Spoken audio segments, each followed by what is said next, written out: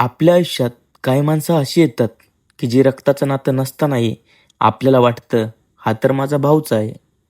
आणि राहुल म्हणजे माझ्यासाठी असाच एक माणूस आहे, माझ्या जिवलग मित्रांपैकी एक. पण खरं सांगायचं झालं तर तो फक्त मित्रच राहिला नाही, तो माझ्या आयुष्यात मोठ्या भावाचा आधार बनून राहिला आहे.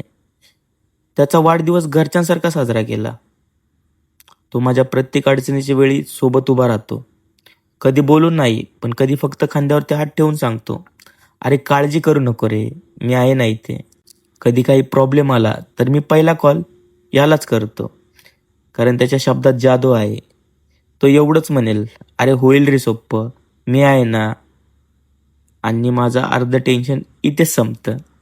आज मी जे काय आहे ना, त्या वाटचालीत राहुलसारख्या मित्राची साथ लागली, हे माझ्यासाठी खूप मोठी गोष्ट आहे. आणि हे नातं पैशाचं नाही, ना दिखाव्याचं नाही. हे आहे मनाचं नातं, माणुसकीचं नातं आणि खऱ्या आपलेपणाचं नातं. राहुल, तुझ्यासारखा मित्र मिळाला म्हणून मी खरंच स्वतःला भाग्यवान समजतो. आज तुझा वाढदिवस आहे, पण खरी भेट तर तुम्हाला रोजच देतो. एक विश्वासाचं नातं आणि कायम सोबत असलेली माणुसकी.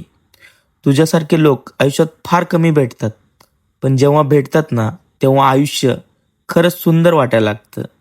आणि खरंच मित्रांनो, जर तुमच्या आयुष्यात असा कोण तुमचा जिवलग मित्र असेल, तर त्याला हा व्हिडिओ नक्की शेअर करा आणि कमेंट करून सांगा की व्हिडिओ कसा वाटला तुम्हाला.